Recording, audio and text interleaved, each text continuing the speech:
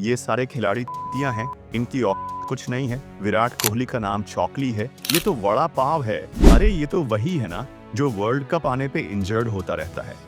ये मैं नहीं बोल रहा हूँ, ये बोलते हैं सो कॉल्ड फैंस, जो अपने आप को ट्रू क्रिकेट फैंस बुलाते हैं।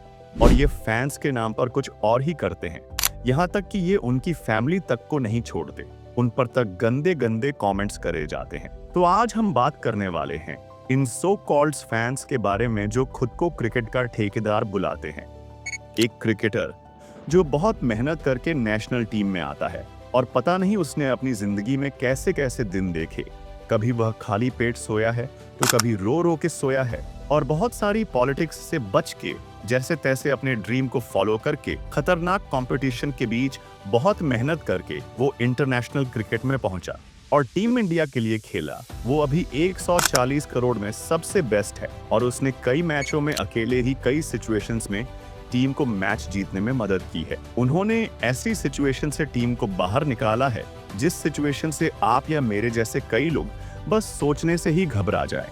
अगर कोई प्लेयर किसी मैच में नहीं चल पाता है तो ये सो कॉल्ड फैंस इन प्लेयर्स को इतने गंदे तरीके से ट्रोल करते हैं जिसकी कोई हद ही नहीं है। कमेंट में गाली देते हैं, पोस्टर जलाते हैं और यहाँ तक कि उनके फैमिलीज तक को टारगेट किया जाता है। उनके घर वालों को तक गंदी गंदी गालियां दी जाती है, उनके छोटे बच्चों को भी टारगेट तक किया जाता है। ये सिर्फ अभी से ही नहीं हो रहा है, बल्कि 1996 वर्ल्ड कप के सेमीफाइनल में जब टीम इंडिया श्रीलंका से हारी थी तो फैंस इस पर इतना ज्यादा गुस्सा हो जाते हैं और ऐसा आउटरेज दिखाते हैं कि सीधे ही स्टेडियम में ही आग लगा देते हैं, और बाद में इसके चलते मैच को फोरफिट भी करना पड़ा था। उस दिन इंडियन क्रिकेट के लिए एक काला दिन था। इस इंसिडेंट ने टीम इंडिया की रेपुटेशन को मिट्टी में मिला दिया। वह ऐसी टॉक्सिसिटी का एक स्टार्टिंग मार्क था। इसके बाद जब जब टीम इंडिया ने किसी टूर्नामेंट में अच्छा परफॉर्म नहीं करा तो सेम आउटरेज फिर से देखने को मिला। जब जब कभी टीम इंडिया अच्छा न कर पाती तो प्लेयर्स को टारगेट किया जाता था और उनके पुतले जलाए जाते। यानी इनका सपोर्ट तभी तक था जब तक वह अच्छा कर रहे थे। 2016 में धोनी के होम टाउन रांची में उनके पुतले जलाए जाते हैं, यहाँ तक कि कुछ लोग उनके घर को तोड़फोड़ करने की धमकी भी दे रहे थे। और 2007 में जब टीम इंडिया वर्ल्ड कप से बाहर हुई थी तो ऐसी ही सेम सिचुएशन तब भी हुई थी, अगर आईपीएल 2024 की बात करें। और जो कुछ भी हार्दिक पांड्या के साथ हुआ वो तो स्पोर्ट्समैन स्पिरिट की हर पल मौत के बराबर थी। हर मैच में हार्दिक पांड्या को गाली दी जाती, बू करा जाता, उन पर चिल्लाया जाता, उनके लिए अब्यूसिव वर्ड का यूज किया जाता है। हर मैच उनके लिए एक नरक के समान था। वर्ल्ड क्रिकेट की हिस्ट्री या किसी भी गेम में किसी भी प्लेयर्स को इतना ज्यादा कभी ट्रोल नहीं किया गया। फिर जब हार्दिक ने वर्ल्ड कप में अच्छा परफॉर्म किया तो सारे हेटर्स पता नहीं कहां चले गए। उसकी जगह अगर कोई और प्लेयर होता तो उस ट्रोलिंग और प्रेशर के चलते शायद आज कहीं गुमनाम हो जाता।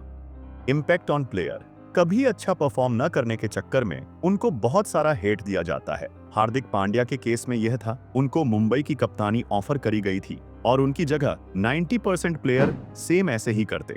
शायद अगर आप भी होते तो आप भी ऐसे ही करते। इस वजह से कि रोहित शर्मा को कप्तानी से हटाया गया, इस पर फैंस बहुत ज्यादा गुस्सा हो गए थे। अगर हटाया भी गया फिर ये तो मैनेजमेंट की भी गलती है। ऐसे टॉक्सिक हेट और ट्रोलिंग से प्लेयर्स की मेंटल हेल्थ पर बहुत ही खतरनाक इंपैक्ट होता है। उनकी फैमिली तक के लिए गंदे गंदे कमेंट किए जाते हैं जो उस प्लेयर को अंदर से तोड़ के रख देते हैं और उनकी मेंटल हेल्थ पर डायरेक्टली असर पड़ता है। यानी बुरा फेस किसी की भी लाइफ में आ सकता है, ऐसा नहीं कि हम उसके उस बुरे फेज में उसे हेट दे।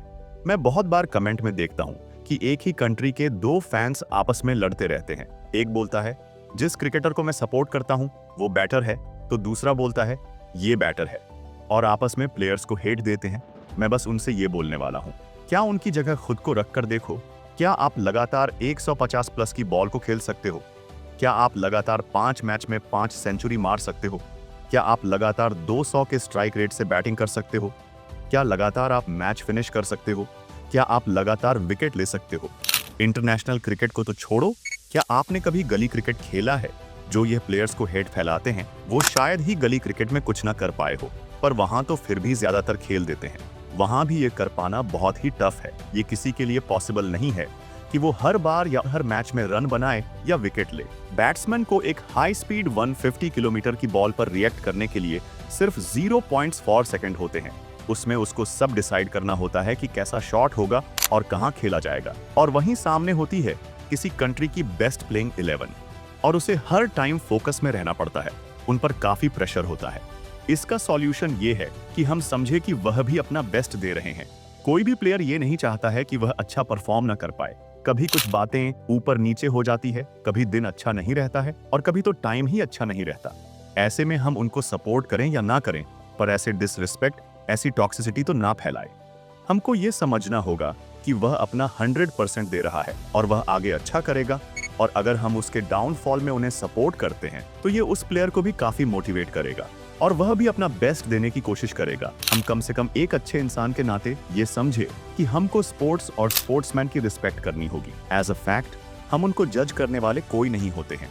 हम उनसे ज्यादा क्रिकेट के बारे में नहीं जानते हैं। वह अभी इंडिया के one of the best player है, one of the best deserving player.